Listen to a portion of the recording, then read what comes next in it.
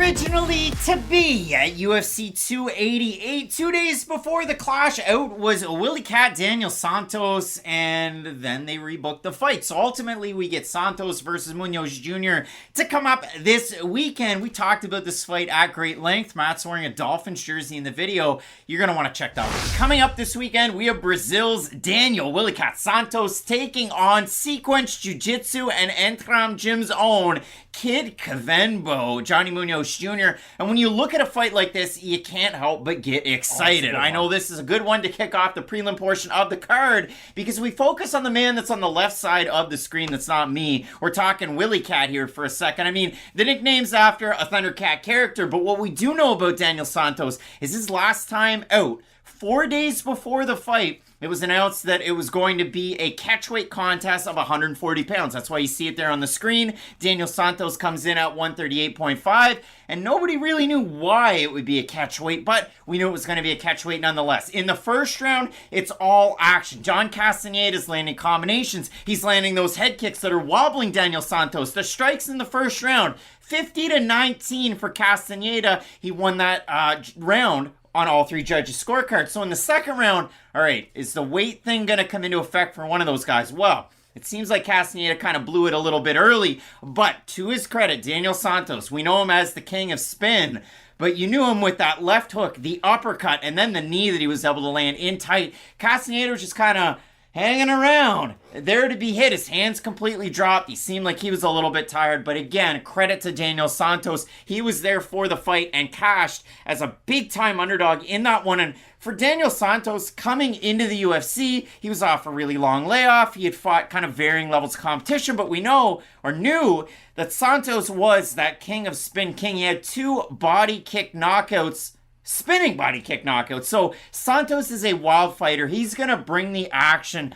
And if you know Daniel Santos, you know that a fight against Johnny Munoz Jr. is a lot of fun because where Daniel Santos can kind of thrive in some of the scrambles, not necessarily work in a lot of his own jiu-jitsu and takedowns because he struggled there in the past. His one loss over with ACB or ACA at the time, it was a lot of the scrambles. It just kind of slowed him down a little bit. Johnny Munoz Jr., wrestling background, jiu-jitsu is the play. He got his black belt at 20 from his family gym being Sequence. And again, his father's nickname is Kid Kvenbo. His father's name is, you happen to guess it, yeah, it's Johnny Munoz, but he's really added to the tool belt, going to Entram Gym in Tijuana, working on some of that striking. I went back and watched some of the fights, and for Johnny Munoz Jr., he's kind of an unorthodox male bantamweight to the fact that he likes to go in, close the distance with a lot. He just kind of throws a lot at you. A big flurry. He clinches for the body lock, for the trip. He's not a single leg, double leg takedown type of guy. But for Johnny Munoz Jr., when you watch him flow with his grappling, you look at the Jamie Simmons win, you look at some of these other ones, he's very, very good.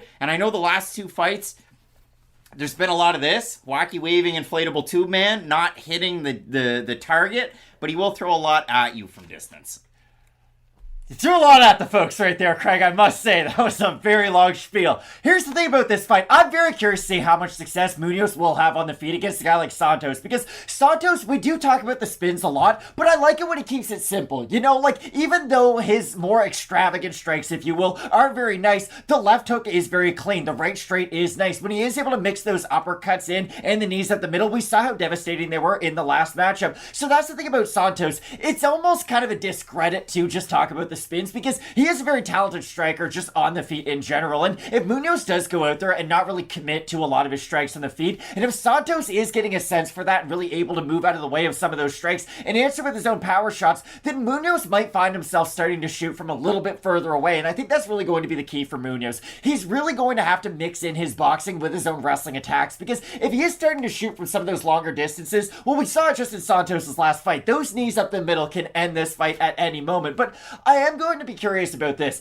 I do think Munoz is going to have a bit of a size advantage, and I think he's going to try to use the clinch in this fight to at least wear on a guy like Santos. Now, Santos is a bearcat. He's going to try to eat you up in that clinch. He's going to go to the body. He is a very active fighter. I know in the last fight he had, it did take him a little bit to kind of settle into it, but again, when he's at the ranges where he can do damage, he's really going to make use of those ranges. So again, for Munoz, I think it's a dangerous fight for him, but I do think he can have success at some different ranges. I just don't know how much success he's going to have have on the feet, and if he's really going to be able to set things up on the feet to then help him get it. Yeah, and Johnny Munoz Jr. in the UFC so far, he's 2-2 against varying levels competition. He came in on 4 days' notice to make his UFC debut against Nate Maness, replacing Ray Borg. Ray Borg got cut by the UFC there. It's been a run. And he got cut by Bellator, last week. So for Ray Borg, it's been tough. But for Johnny Munoz Jr. in the fight against Nate Maness, if he didn't have the low blow in the third round, who knows? I mean, he had a good case to winning that fight. He did a lot of clinching. He was a stock gaining loss because he came in on short notice. Yeah, exactly. He was 2 for 16 on takedown attempts. It was an interesting fight. He goes out there and he beats Jamie Simmons. He loses to Tony Gravely in a fight where it was that short shot on the inside that dropped him and finished him.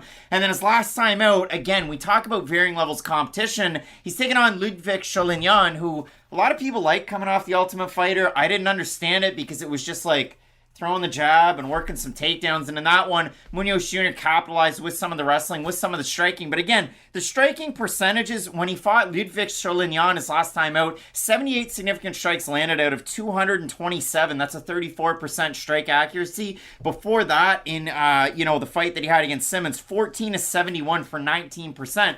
When it's at long range, he's throwing a lot at the mirror, but he doesn't really hit it. And that's what I talk about when I talk about commitment to the shot. If he is just out there kind of pawing things out, remember Marina Moroz? Like, her striking percentages, she'd land 11 strikes in a 15-minute fight. And she does the Kia, so it really does sell it. But my whole point is, if Munoz is out there just throwing volume for volume's sake, I do think Santos is the type of striker who would definitely make him pay for that at those ranges. All right, so we get these two guys in a rebooked atmosphere at bantamweight. Willycat is going to be kind of in an awkward situation because of Spider-Man meme with John Castaneda. They're both on this card. For Johnny Munoz Jr., we talked about it with that last win where he ground out Ludwig Cholinyan. If you do consider a matchup like this, Matt, I know Munoz Jr., like the low volume or the high volume, low accuracy striking. Santos, a lot of spinning stuff. It's kind of unfortunate because Mateus Mendonça was also supposed to be on this card. There are a few different shoot-the-box fighters that were supposed to be on it, but Santos is the only OG from the sauna. So if you do consider it, Santos still a pretty big favorite in the matchup. We have a look at the Tapology vote. Surprise to us there, to you.